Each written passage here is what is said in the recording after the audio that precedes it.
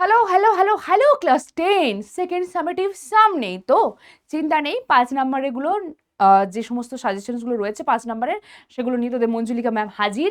তো দেখ ফটাফট আমরা দেখে নেব যে কি কি রয়েছে। তার মধ্যে থেকে অবভিয়াসলি এই যে নোটসটা রয়েছে সেটা পেতে হলে তোদের পিডব্লিউ বাংলা মাধ্যমিক 2027-এর যে ব্যাচটা রয়েছে সেই ব্যাচে থাকতে হবে। আশা করছি তোরা এই মুহূর্তে প্রত্যেকেই আছিস ওই ব্যাচে, তাই না? কারণ সেকেন্ড সামেটিভের নোটসগুলোও গেছে। প্রথমেই আসছি আমরা অংশীদারি কারবারে, কারণ অংশীদারি কারবারটা রয়েছে। অংশীদারি কারবারে কোন কোন টাইপের অঙ্কগুলো ইম্পর্টেন্ট দেখ।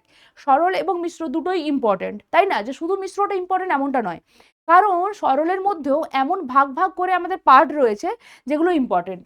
যেরকম ফার্স্ট কোয়েশ্চেন হচ্ছে দেখ, শোভা ও মাসুদ দুজনে মিলে 2,50,000 টাকার একটা গাড়ি কিনে 2,62,500 টাকায় বিক্রি করলেন।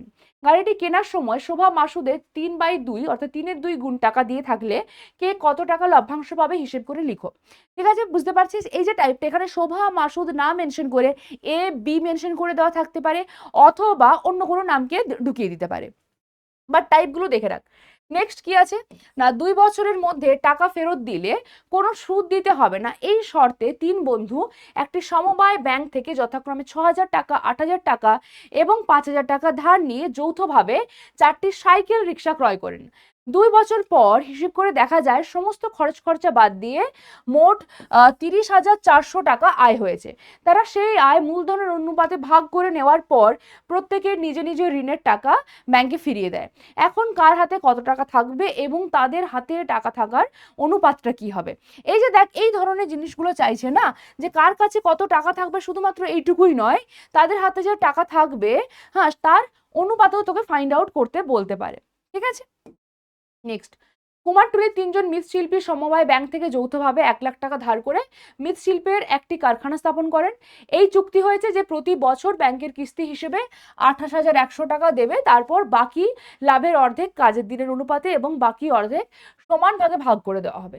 গত বছর তারা যথাক্রমে 300 দিন, 275 দিন, 350 দিন কাজ করেছে, আর মোট লাভ হয়েছে এত টাকা। কে কত টাকা পাবে বুঝতেই পারছিস, দুটো ভাগে কিন্তু তারা টাকা পাচ্ছে। একবার হচ্ছে কি কাজের দিনের অনুপাতে পাচ্ছে এবং বাকি অর্ধেকটা সমান ভাগে ভাগ করে নিচ্ছে। ঠিক আছে, তারপর নিয়ামত চাচা করবী দিদির যে অঙ্কটা রয়েছে সেটা একদমই ভাবেই পপুলার অঙ্ক, একটা ভীষণ পপুলার অঙ্ক।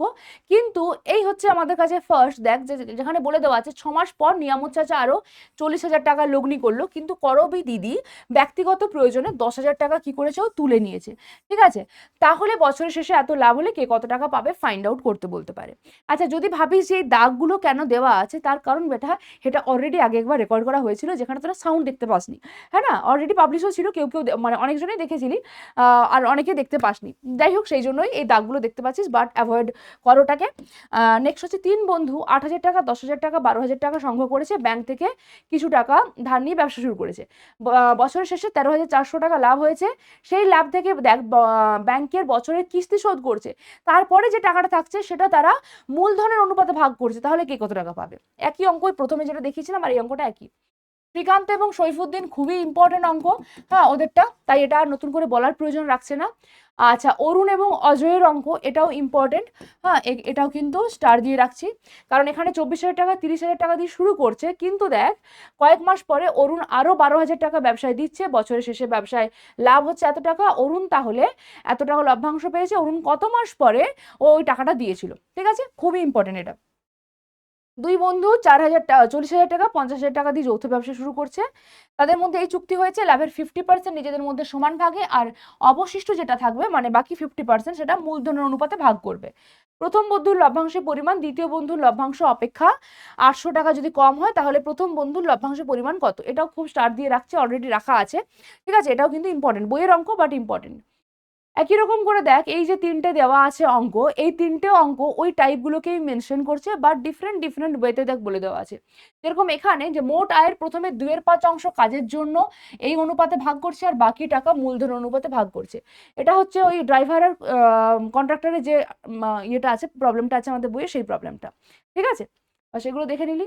নেক্সট হচ্ছে আমাদের কাছে কি রয়েছে না, উপপাদ্য চ্যাপ্টার রয়েছে। উপপাদ্যের মধ্যে রয়েছে সদৃশতার উপপাদ্য এবং স্পর্শক সংক্রান্ত উপপাদ্য। সদৃশতার উপপাদ্যটা ভীষণ ইম্পর্টেন্ট, ভীষণ ভীষণ ভীষণ ইম্পর্টেন্ট, কারণ এখানে বলতে পারি যে 70% স্কুলে কিন্তু সদৃশতার উপপাদ্যটাই দেবে, ঠিক আছে, যেটা প্রমাণ করো। বাকি রইল স্পর্শক। স্পর্শকের থেকে প্রথম দুটো আমি এখানে ইম্পর্টেন্ট দিয়ে রেখেছি, তার মধ্যে থেকে সেকেন্ডে যেটা রয়েছে, হ্যাঁ, সেটা হচ্ছে সবচেয়ে বেশি ইম্পর্টেন্ট। অর্থাৎ ওই বহিস্থ বিন্দু থেকে যে দুটো স্পর্শক অঙ্কন করা যায়, সেই স্পর্শক দুটি দৈর্ঘ্য সমান হবে এবং তারা কেন্দ্রে সমান কোণ উৎপন্ন করবে। এই যে প্রবলেমটা, এই উপপাদ্যটা রয়েছে, সেটা বেশি ইম্পর্টেন্ট, ঠিক আছে। এই ছিল আজকের আমাদের যে 5 নাম্বারের কোশ্চেনের জন্য যে সাজেশন সেটা। আর অবশ্যই এখানে যে 200 দেখছিস লেখা আছে, এটা হচ্ছে 200, তুই যদি কমেন্ট করিস তাহলে অবশ্যই একটা ফুল সাজেশন আসবে, মানে 200 জন যদি কমেন্ট করিস তবেই ফুল সাজেশন আসবে এবং এই নোটসটা পাবি। আদারওয়াইজ এই নোটসটা পাবি না, তাতে যতই লেখা থাক যে তোরা পেয়ে যাবি ওই অ্যাপে। 200 জন কমেন্ট না করলে কিন্তু পাবি না নোটসটা, ঠিক আছে। চল, টাটা।